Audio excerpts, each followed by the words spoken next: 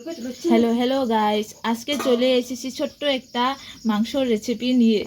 তো আমরা চলে এসেছি বানাইতে। এটা মার মতো করে বানাবো, মা যেভাবে একদম সিম্পল করে বানায় একদম সেভাবে বানাবোই। তো এটার মধ্যে দেওয়া হয়েছে তেল, হলুদ গুঁড়ো, আরও অল্প সামান্য নুন দিয়ে এটাকে মাখা মাখা করে নেওয়া হয়েছে। এটা মাখা মাখা করে রেখে দেওয়া হয়েছে। আমরা এখানে মশলা বাটা করা হয়ে গেছে। এখানে হলো পেঁয়াজ, এটা হলো লাল লঙ্কা গুঁড়ো মানে বাটা। এখানে আদা বাটা হয়ে গেছে। এগুলা মানে বাটা করা হয়েছে যখন তখন আমরা মানে এই লাল মানে লঙ্কাটা যখন লাল লঙ্কাটা বেটেছিলাম তখন মানে বেটা হয়েছে না, তো তার জন্য সবগুলাই লাল লাল হয়ে গেছে একদম। এখানে অল্প পেঁয়াজ কুচি করে নিয়েছি। একদম সিম্পল সাদাভাবে বানাবো, একদম কম ঝাল বা মশলাপাতি একদম কম। মা যেভাবে বানায় সে একদম সেইভাবে বানাবো। এখানে চলে এসেছি আলু আলু মানে ডিপ ফ্রাই করে নেওয়া হয়েছে। আর এখানে আছে রসুনের কুচি। তখন আমগো হয়ে গেছে। এখানে কড়াইটা নিয়ে নিয়েছি, গ্যাসটা জল জ্বালায়া এখানে আমরা তেল দিয়ে দিছি। তেলে এখন জিরে দিব, জিরে 2-1 দানা দেওয়া হয়েছে। এখানে এখন দিব তেজপাতা, সাথে গরম মশলা। এখন নাড়াচাড়া করে নেব অল্প। এইদিকে সাথে সাথে আমরা এখানে কুকারে ভাতও বসিয়ে দিচ্ছি। এখন এখানে দিব পেঁয়াজ কুচি,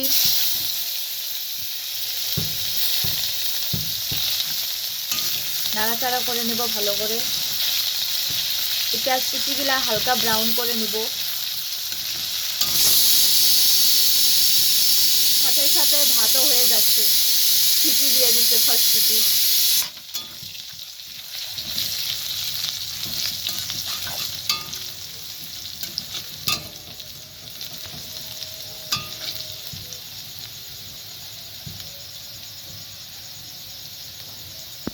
এখন চলে এসেছি দিতে পেঁয়াজ বাটাটা এখানে দিয়ে দিব। তারপরে লঙ্কা বাটাটা সাথে সাথে মিক্স করে নিব।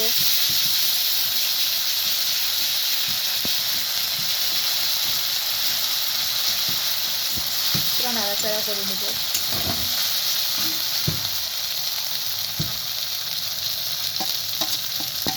রসুন বাটাটাও দিয়ে দিব এখন সাথে সাথে। আদা বাটাটা দিয়ে দিব, জিরা বাটাটা। 2 নাম্বার সিটিটা মারা হয়ে গেল।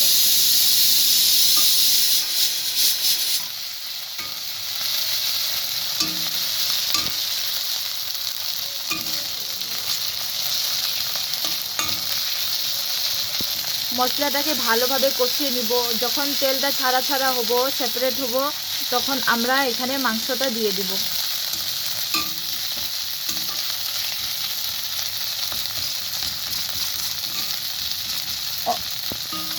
দেখতে পারবে এখন এখানটা পুরো একদম কষিয়ে যাচ্ছে এইটা।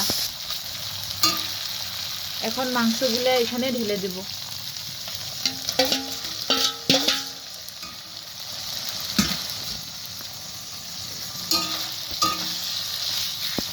এখন ভালোভাবে নেড়াচাড়া করে নেব।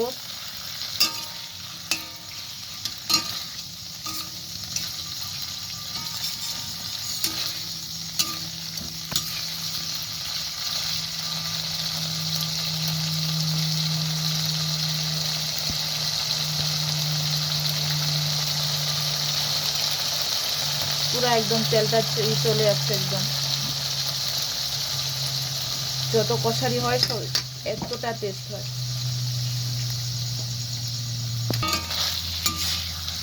পুরাটা নাড়াচাড়া করে নেওয়া হচ্ছে এখানে।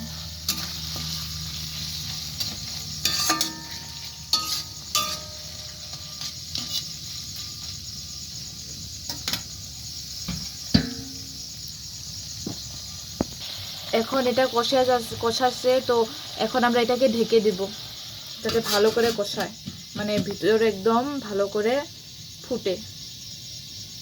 ঢাকনটা এখানে এখন উঠিয়ে দিব।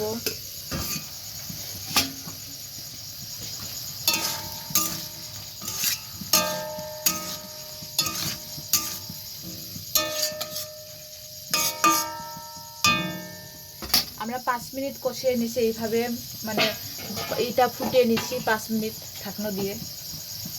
এখন দিব অল্প নুন, আপনারা যতটুকু ভালো পান খেয়ে ততটুকু দিয়ে দিলে হলো।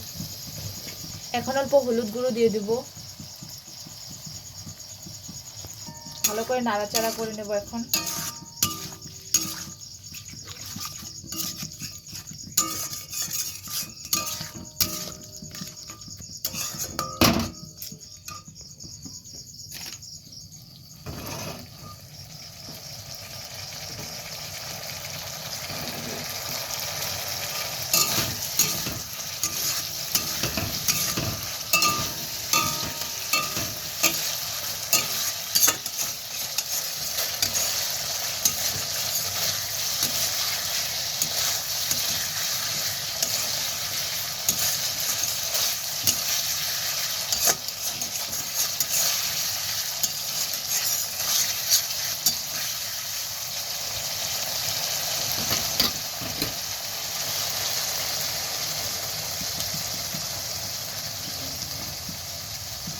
আবার ঢাকনা দিয়ে দিব, অল্প সময় হয়ে থাকুক। তো 5-7 মিনিট ফুটিয়ে ভালোভাবে এখন খুলে দিচ্ছি, ভালোভাবে কষিয়ে একদম নিচ্ছি, নাড়াচাড়া করে দিব।